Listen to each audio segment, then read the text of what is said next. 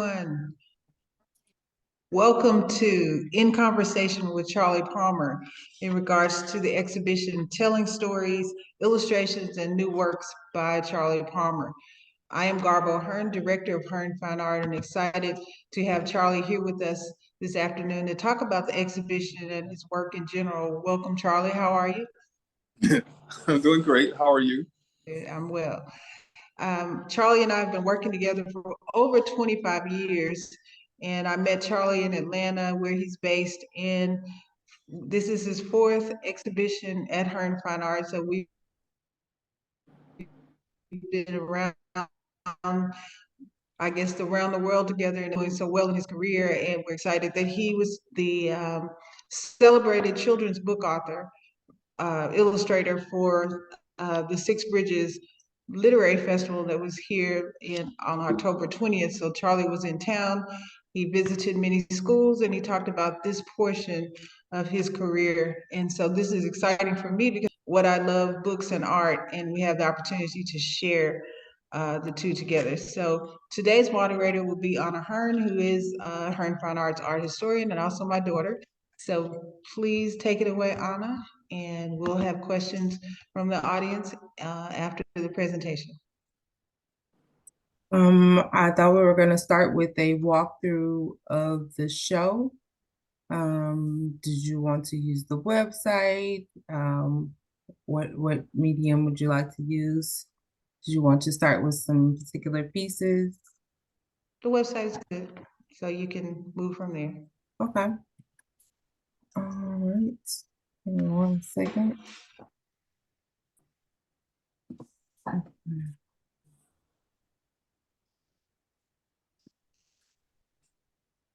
All righty. So Charly, it's good to have you here virtually with us. Thank you so much for your time this afternoon. And thank you everyone else for being here.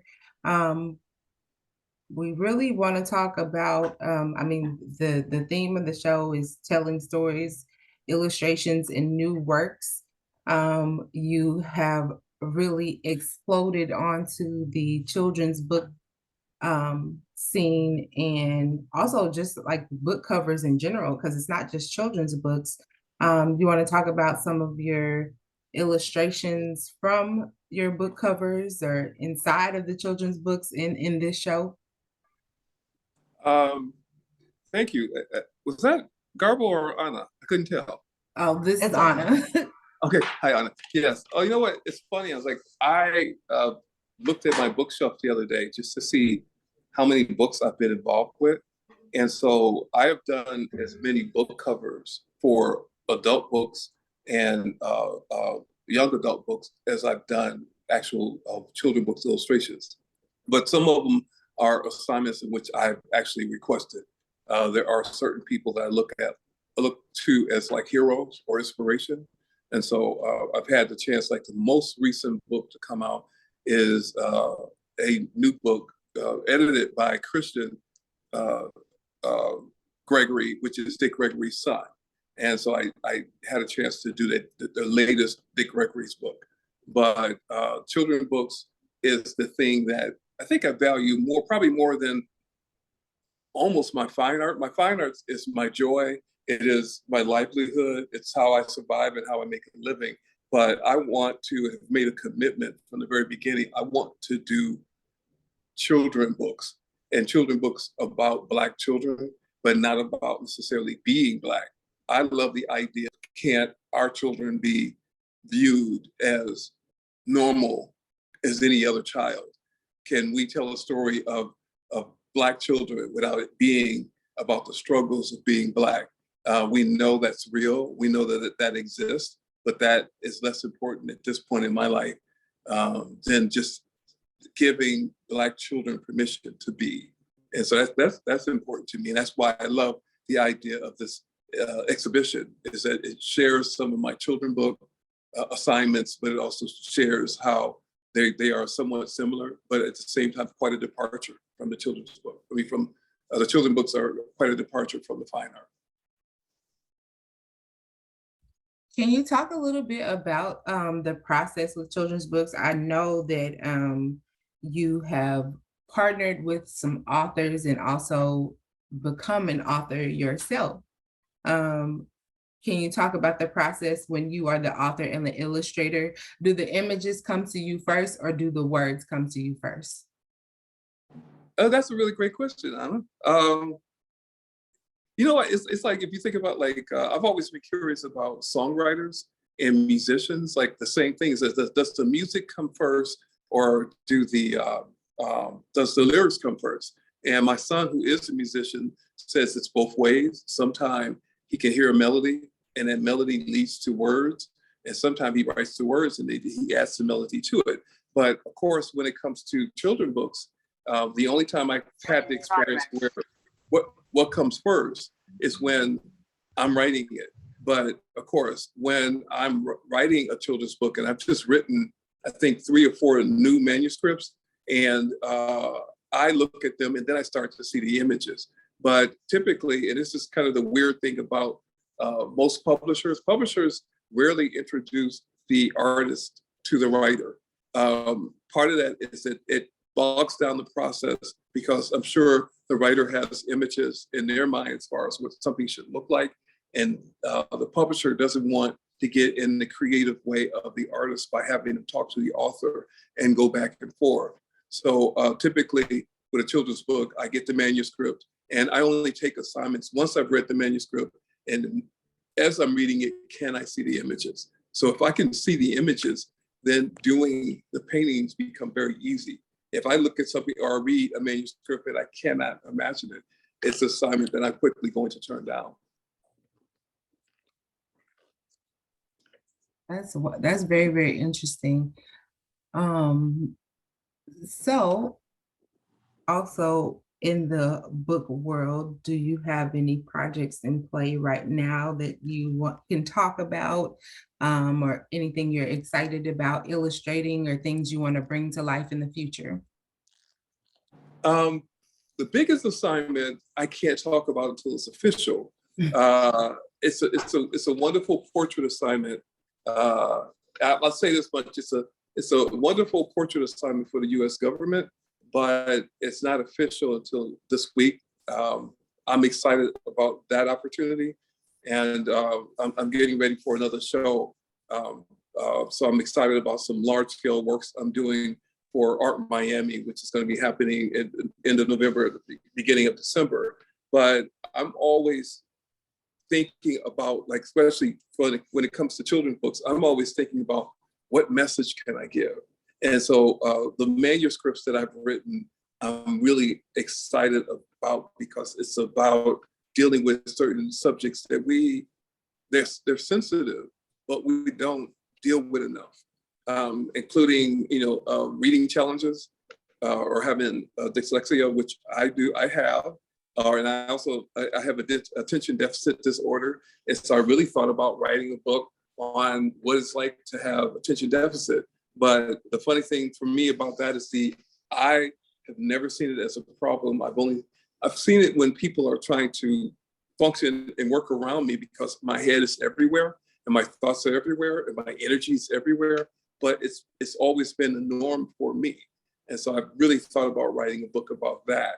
But right now, I'm just excited about the possibilities of the next children's books. Thank you. Can you talk about these black and white pieces?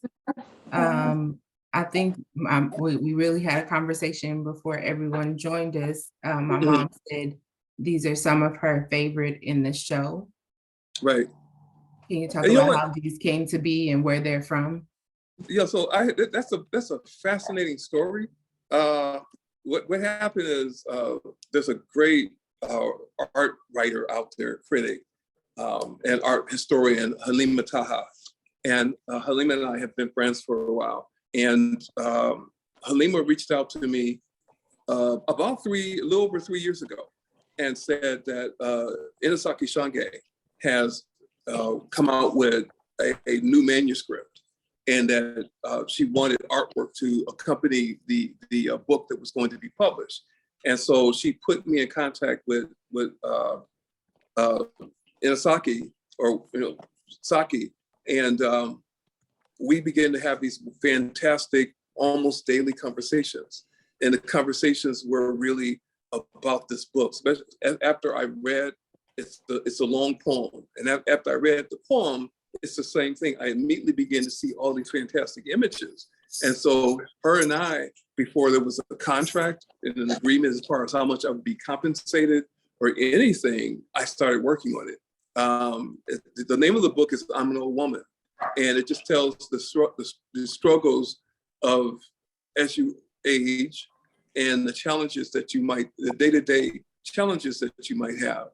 And what I loved is every time I would read a section or a paragraph and I had my own interpretation of what it might be, I would present these rough sketches to Saki, and she would immediately say yes. She understood, she got it, and she gave me permission to be me. And so what people probably don't know is it was the last assignment or project that Inasaki Shange did before she passed away.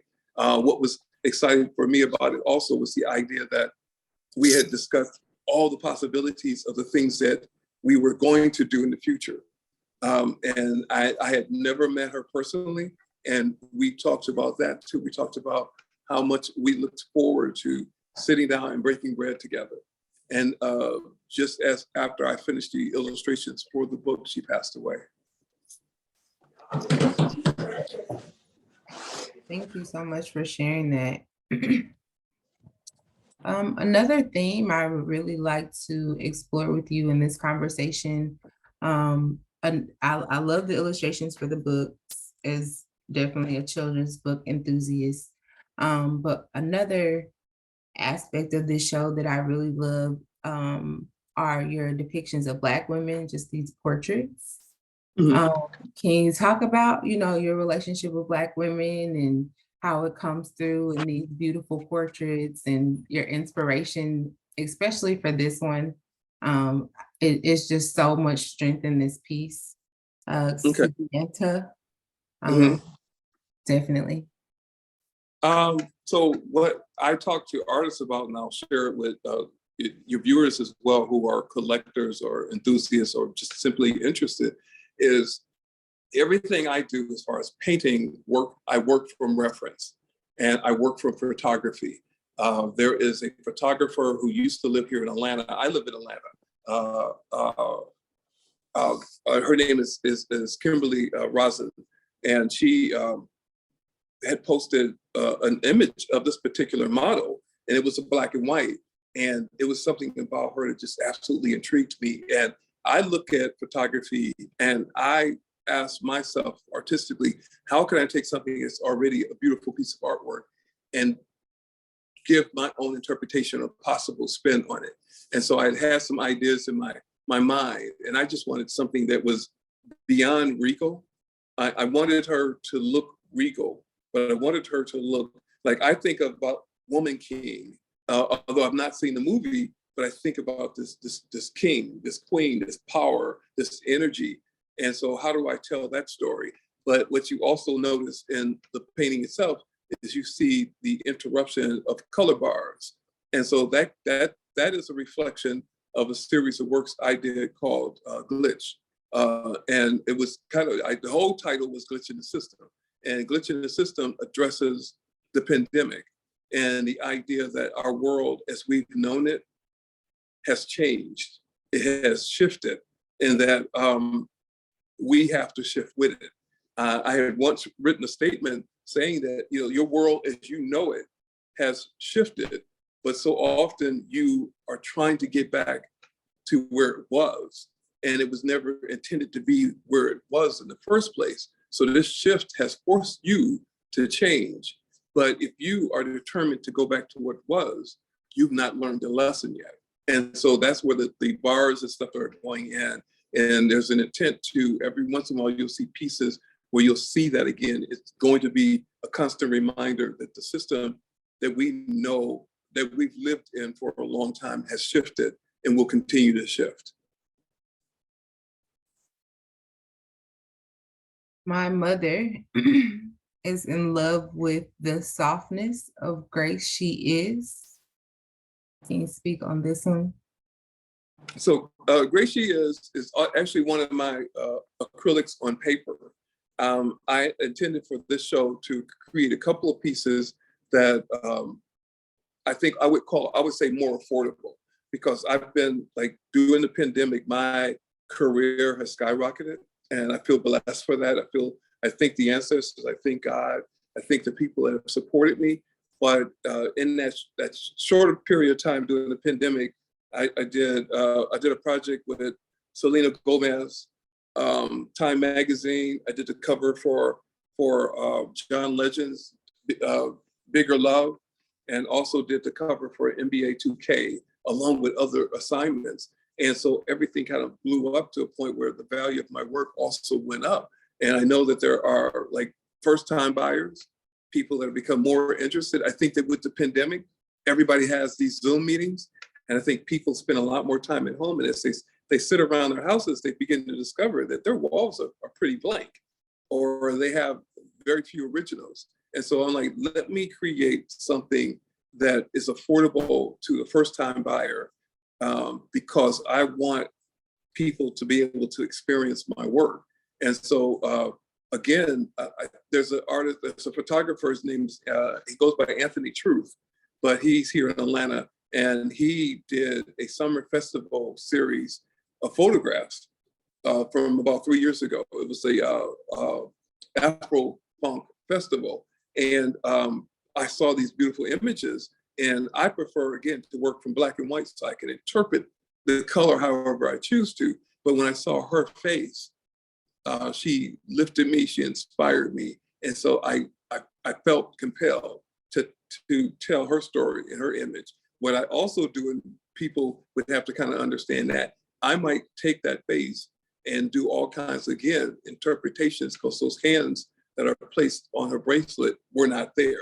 And so I wanted to add just that additional energy in her hands, and her hands kind of act as a pointer to this beautiful face that she has.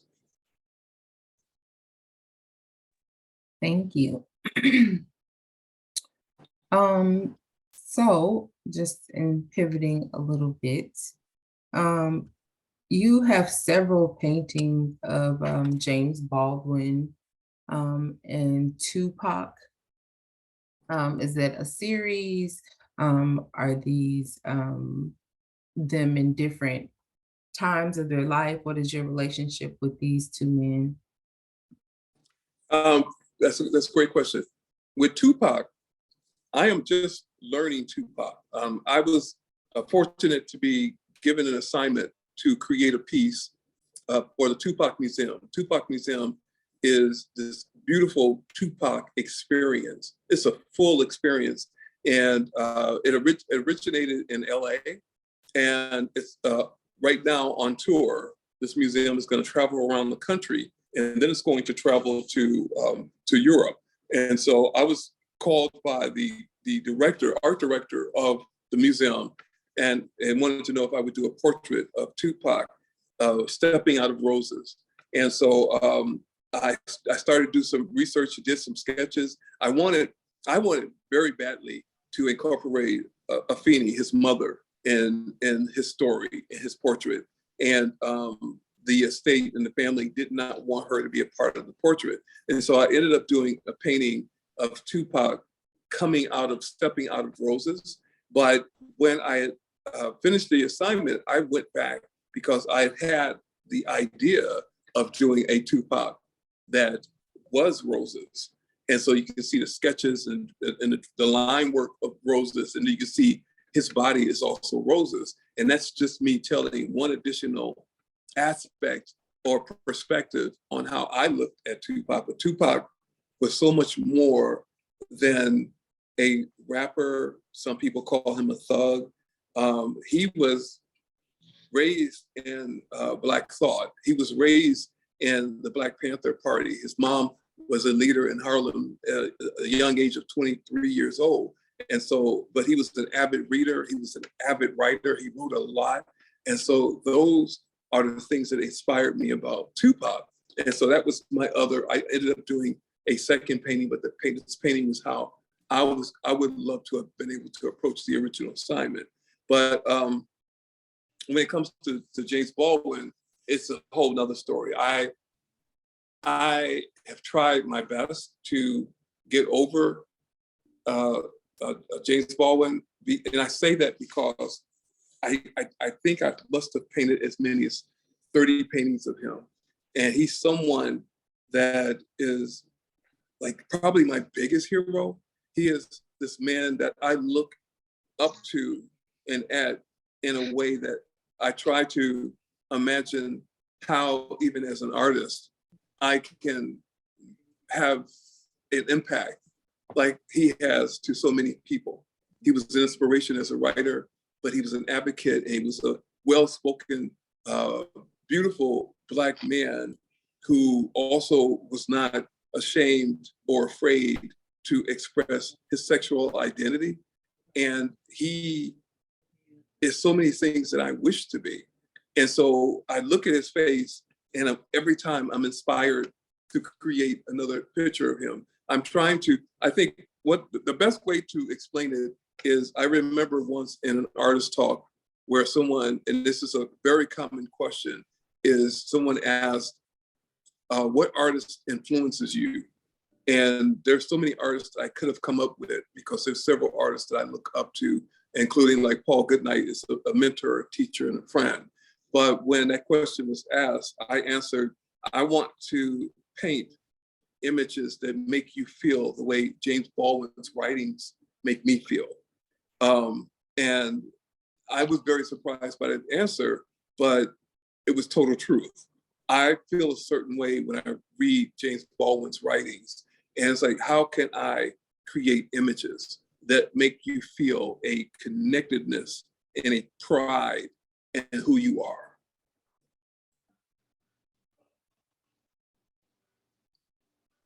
Thank you. That is definitely a good segue into my next question.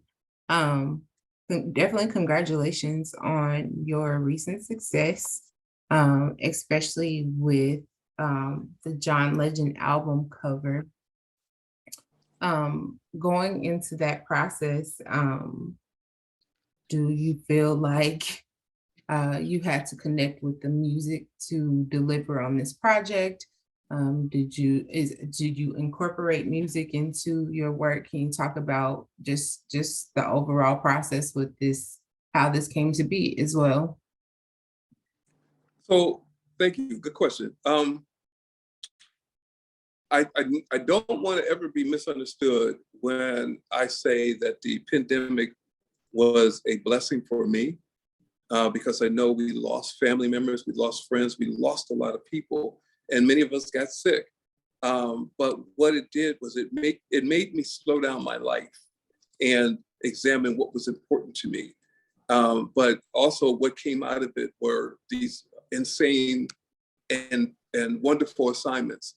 When I got an email from Sony Records asking me if I would be interested in doing John Legend's album cover, there was no hesitation. Fortunately, also because I was already very much a huge fan of John Legend's music. I loved his lyrics, I loved his voice, I loved his style, his flavor. And so having an opportunity to sit down and talk to him, of course, it was a phone conversation, it wasn't face-to-face because we were in the midst of the pandemic. And I explained to him that I had just recently gotten back from South Africa. In fact, I had gotten back from South Africa maybe 2 weeks before the country shut down. But while I was on the last journey to South Africa, I spent some time in Cape Town, which I had never gone before. But my wife explained that Cape Town was more scenic. There were more experiences there, closer to the water, wonderful landscapes. So I took that opportunity to take lots of pictures. In that spread you see, which is the album cover of John Legend, but to the right of it, there is a scene. That scene is called the 12 Apostles. It's a valley, which is part of Cape Town.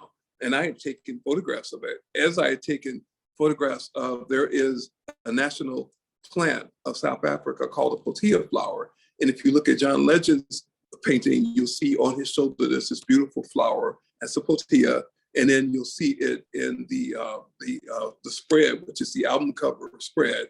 And so I understand now that my ancestors had taken me to Cape Town to record information that I had no idea I was going to use literally a couple of months later. Mm. What a wonderful experience. That's unreal. Very unreal. Thank you for sharing that.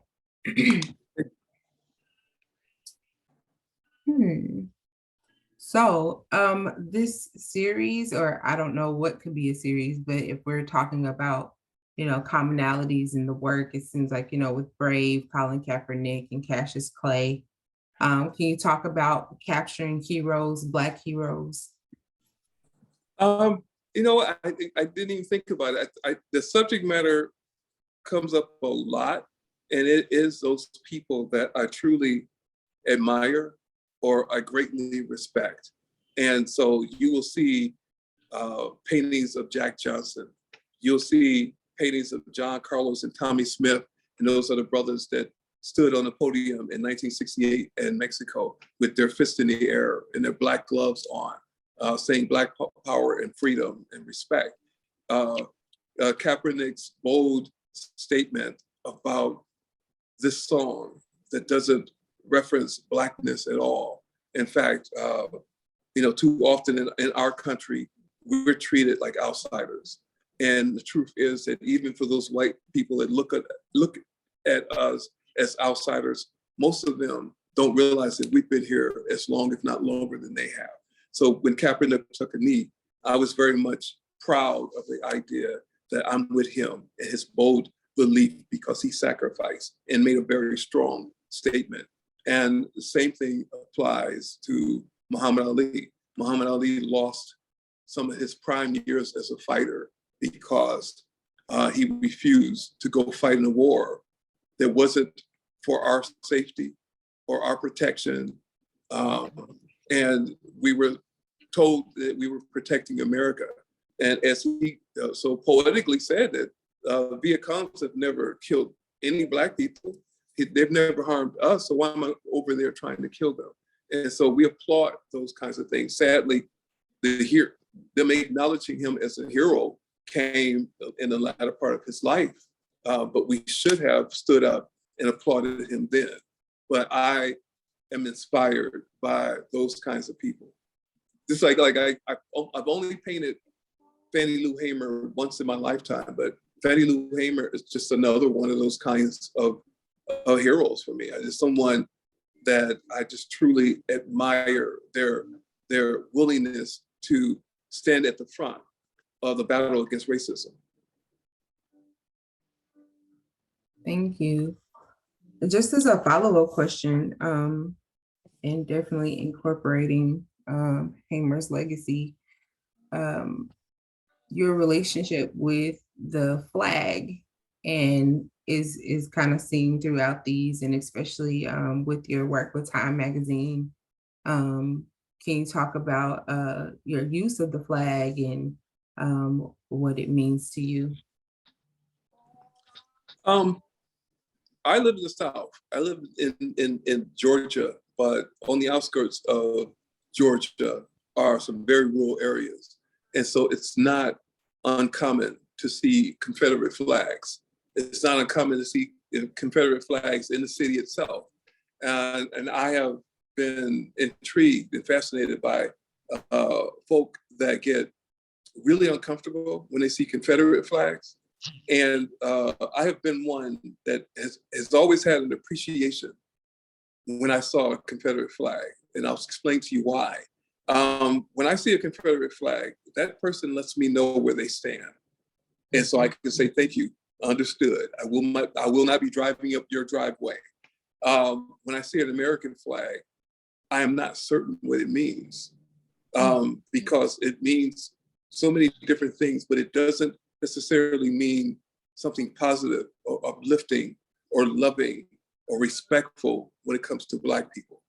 And so when you see my use of the American flag, you'll see a somewhat deconstruction of the American flag. In fact, you might see the American flag when instead of white stars, you'll see Black stars. It is me saying, I am an American, and I claim that.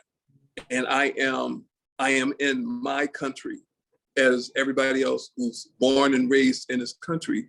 I am not an outsider. And so even if the religious beliefs or whatever might be very different than yours, that is what we call freedom of speech.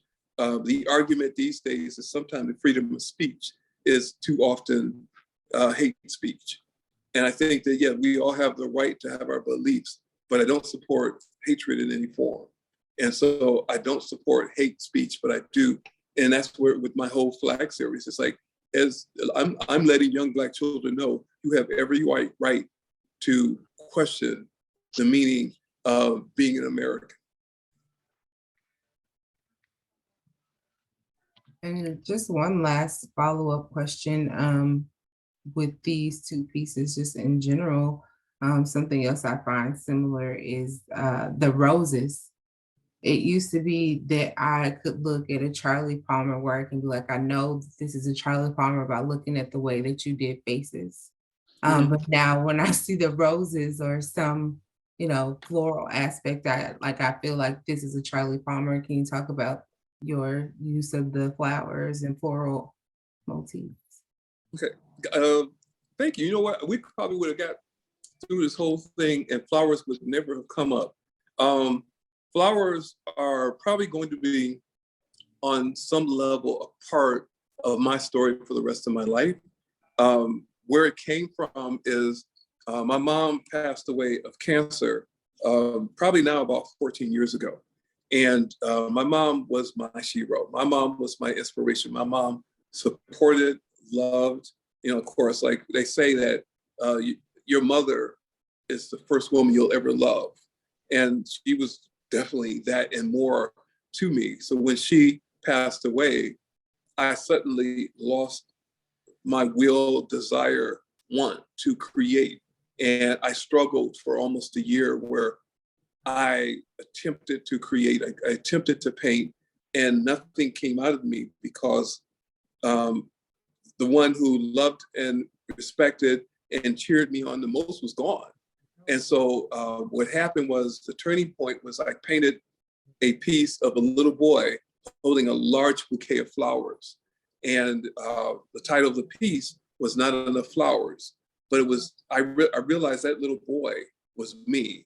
And although at the time I was 40 something years old, it was this idea that the flowers was saying that my mom is gone and I will paint flowers for the rest of my life, but there'll never be enough to really show her how much she meant to me and how much her efforts, her sacrifices meant to take me to the level of the success that I'm at now.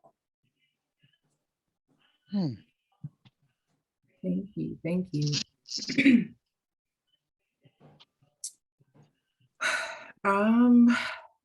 Let's see. I would really like to open the floor up to our other guests in the room if we have any questions.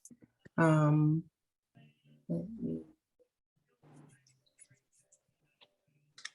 definitely welcome you to come off of mute if you would like to ask a question or make a comment. Yes, I'd like to, first of all, thanks for this conversation. I have a question about your art process when you're painting versus when you're creating illustrations. Is that process different for you, or are you working two different sides of your brain? And if so, how? Oh, very, very good question. The thing that people don't understand is children's books are hard.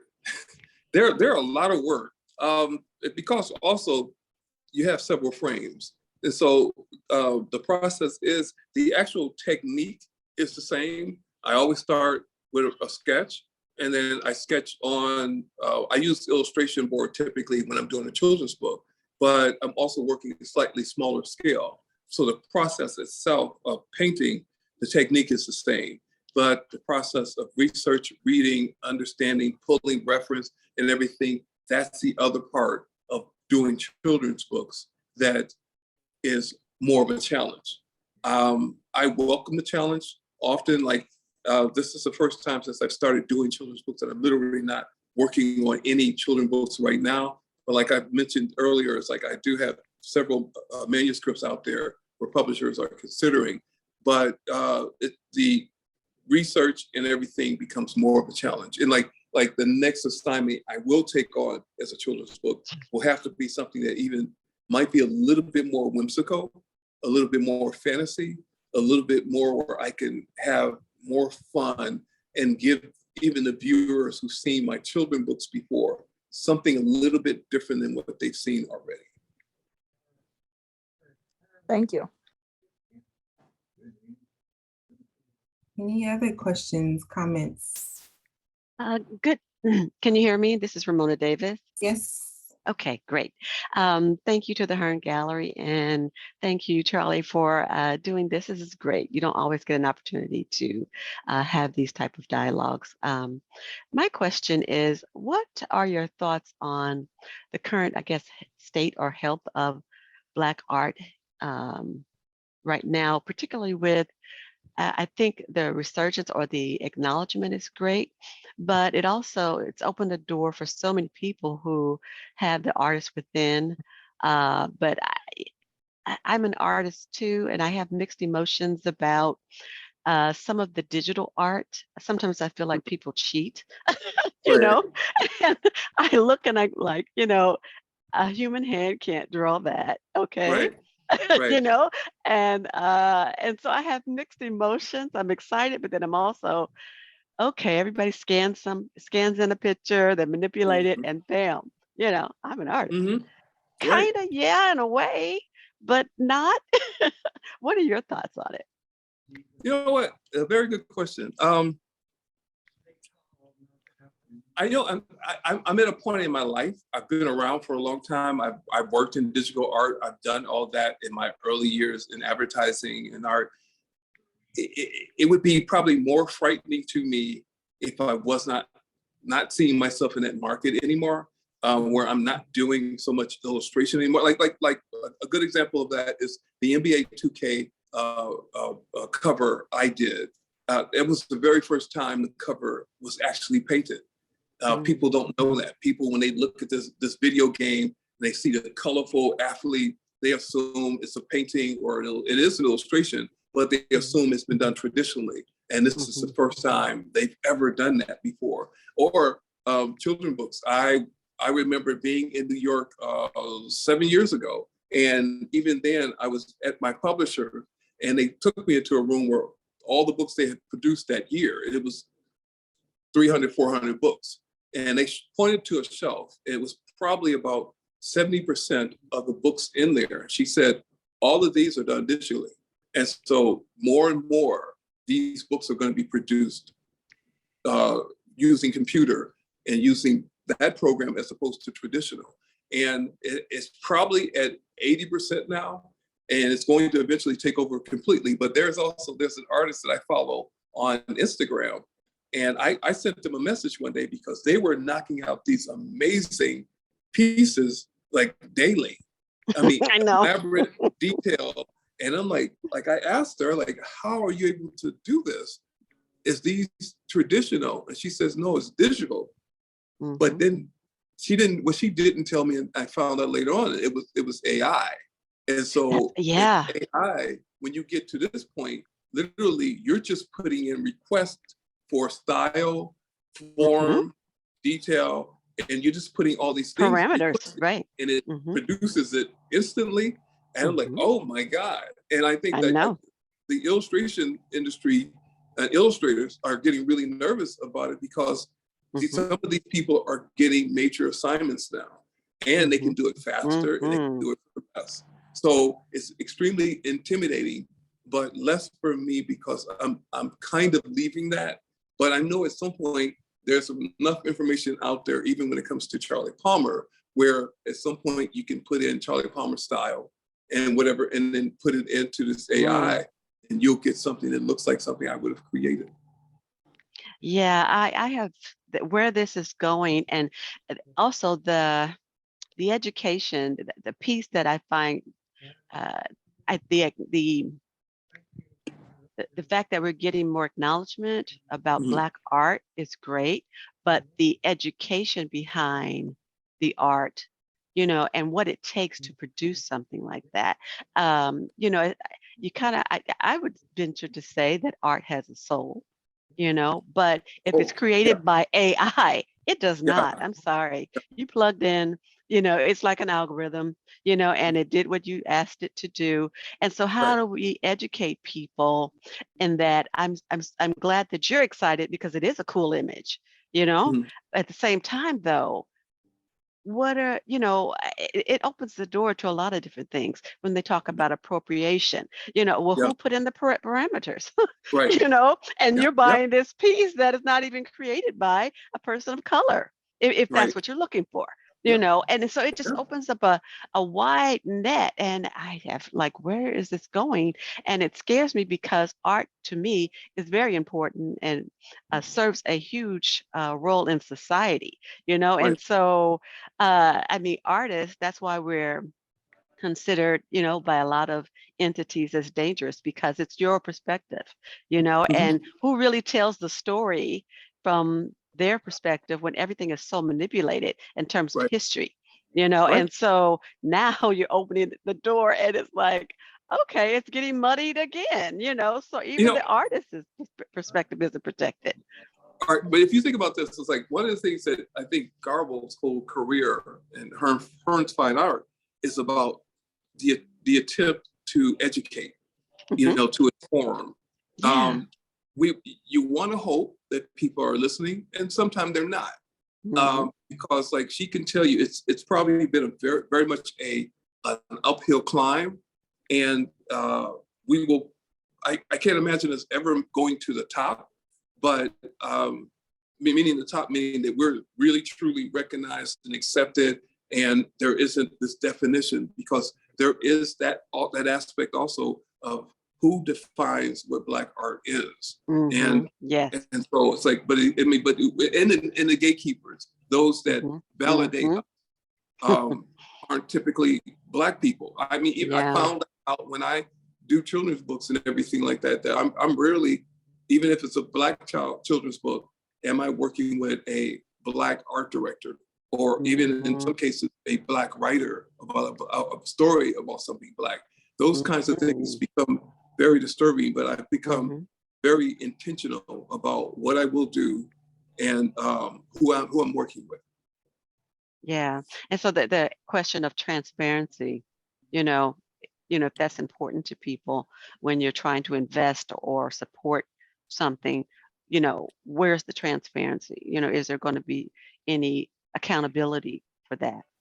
I don't think there's going to be I don't think there's going to be like transparency simply because a lot of times, and especially if you're new to this, you're not asking the right questions. Mhm, You know, don't even know to uh, ask those yeah, questions. right, right. So you don't even know what questions. Like I can remember early on when I was teaching, and I invited a bunch of my students to an art show, and one of them asked the simplest of questions. I'm like, of course. I mean, I probably should write a paper on this experience, but the student just simply asked, well, I've never been to a art opening before. What do you wear? Like, that's a very simple question. I'm like, wear whatever you want to. You don't have to dress up. It's going to be an experience, but there's so many things about this art world that not only when we begin to understand, it's constantly evolving and changing. And so it's Mhm, hard to say where will we be in 5 years? mhm, I just don't know. I know I'm going to, whenever I say to my wife that I'm going to retire, she laughs and she said, you're never going to stop painting. And I'm like, no, I said, that's not what I'm saying. I'm saying I'm going to retire. And when I say I'm retiring, It just means I'm going to retire from deadlines because I've spent 40 something years of my life on deadlines. And so I want to just paint leisurely and just enjoy it. That means I'll still produce art, but I won't be doing deadlines anymore because this is a part of who I am, and I truly enjoy doing this. Your own rhythm. Yeah. Charlie, we have a question in the chat from Keziah Sterling. She wants you to discuss your inspiration for associating space and basketball in the Legend of Gravity. Oh, okay. Space. All right. So space started with this is a weird story, but it's an interesting story. So the first time I did Galaxy in Space was when Nipsey Hussle was murdered.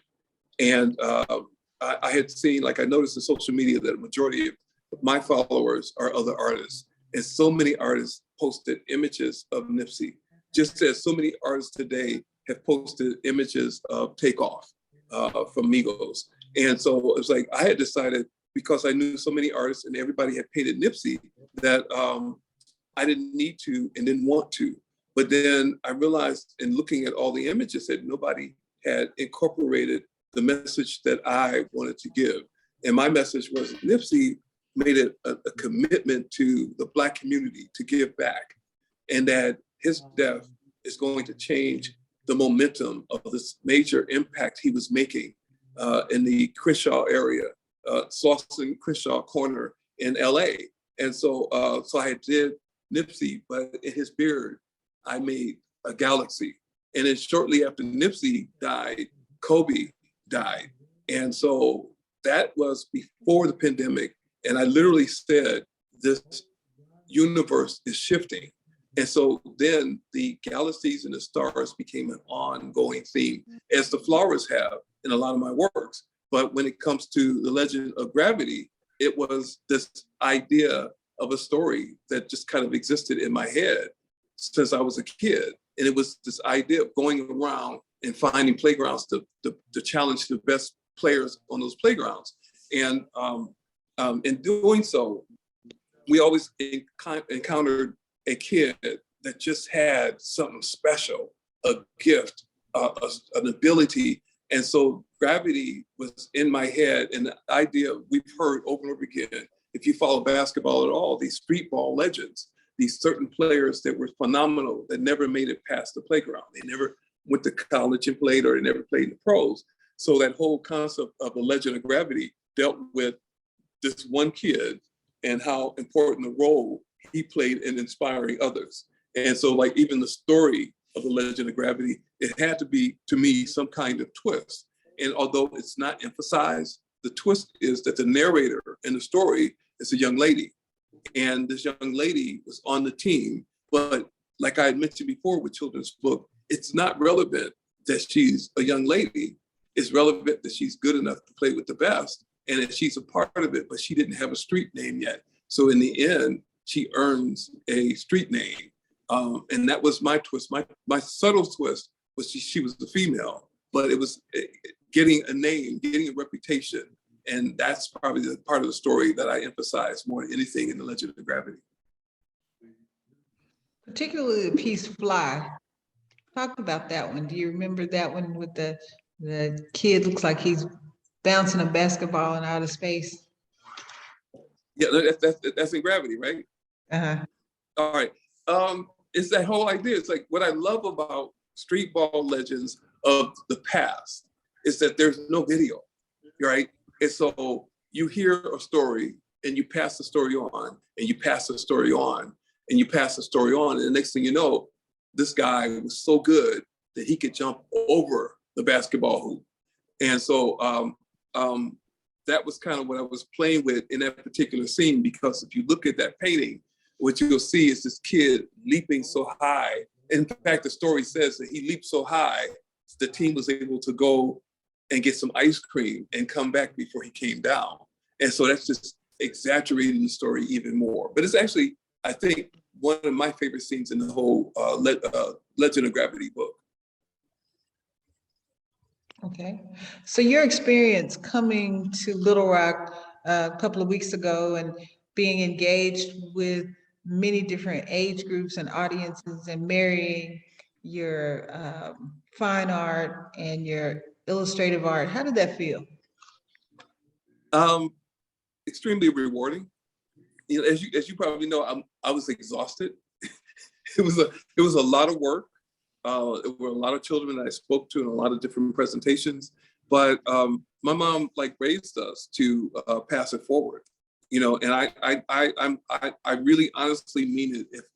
If I leave one day and my legacy is that I've inspired others to teach others and to mentor others, then that's all that matters to me.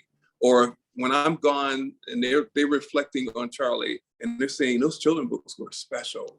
I've made a difference for young people. It's like, I remember one of the presentations, I don't remember which school, but there was a young man in the background who I asked, like, who's read Gravity? And everybody raised their hands. And I'm like, okay, really, tell me about it. And this one kid broke it down. And it was like, wow, like this kid really read Gravity, right? And then I remember going into my presentation and mentioning, you know, that I have, you know, attention deficit disorder. And he's like, me too. And it was like, okay, there's another connection there. There's these connections that Garbo, I don't know if you remember, but I often like would look around the room and say, I'm standing in the presence of greatness. And I'm not just saying that. I am convinced that when I'm here, and like when I'm presenting something like that, I'm always in the presence of someone, and maybe many ones, that will change the world, but they only have to hear it enough to believe it. Like my youngest is brilliant, creative, and she still doesn't believe it when I say it and others say that you're truly gifted. And so once you believe it, you can do it. Excellent. Tell us about your recent painting in the last issue of Vanity Fair. How did that come about? My ancestors work hard for me. I'm sorry. I look at the gifts that come my way, and I can't explain it any other way. I mean, I know that I'm gifted as an artist, but I see so many artists that I think are even more gifted. And so it's like, I get these, what appear to be random phone calls about, would you be interested in this assignment? And sometimes they're just wonderful assignments. And so that was one that when I was called by the art director to do it, that's the one that has Lizzo on the cover. And but it was also, it's a special women's issue. And I kind of even paused and asked the art director, I know you saw the name Charly. Maybe you thought we were going back and forth on an email. So I'm like, maybe you thought I'm a woman. And the art director said, oh no, we know you're a man, but we just thought you would do this particular subject justice. And so I did some research on Queen Mother, found a lot of reference material on her, and was able, I think, to do her justice. And I've also begun to read more on her just to kind of get a better sense, because I had, prior to this assignment, not heard of her. Okay, because when I look at the magazine, when they feature women, most of them are photographs of women and different women. So your piece really stands out as, you know, why did they decide to do an original painting to introduce that story? So that was, did you find that interesting? You know what? Because you know me, you know that I'm busy. And so I have not actually looked at the magazine. It's on the screen now. Check it out. It's on it. There goes the Well, image. of course, that one, yeah. I would not have noticed that there weren't other illustrations in it, because I haven't. I got a couple of them over sitting on my table, but I've never sat down and looked at it because I had to move on to the next assignment. And so I will take the time to look at it. I don't. You know, I got a preview of the manuscript or the article, and that's the extent of it. So I haven't read the article a second time or anything, but I love the idea. And it's always wonderful when someone says, I'm giving this assignment to you, and there's no control, there's no boundaries. You can just be you, because it's very difficult when you begin to establish yourself, and then you suddenly realize now when someone's giving you assignment, that they have an image in their mind as far as how you're going to interpret it. And I saw very quickly, it's like, no, they gave me this assignment because they knew I was capable, and they're going to be hands off as far as allowing me to truly express who I am and how I might interpret the subject. Okay, so we have about 3 minutes left. Are there any other questions from our audience for Charly before we close out and let him have the last word? There is one in the chat from Okay. Anita Thomas. She's asking, have you ever stopped short of a project because you felt it headed a direction that wasn't presented up front?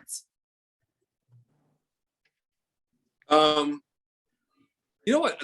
The most interesting assignment I got, it was recent, was someone who had commissioned me to do a cover.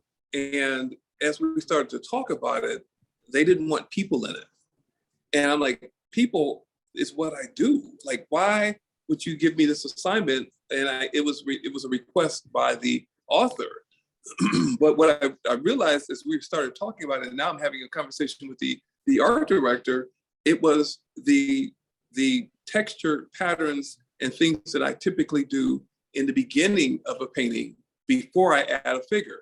And so it was like, oh, so you're gonna pay me to do my early stuff, and you're gonna take it from there and add whatever information as far as the book cover. And that was a very easy and fun assignment. It was something I did very quickly and easily, but it was like, we're noticing the textures behind your figures, and we're just asking you to do that. So that was the fun project.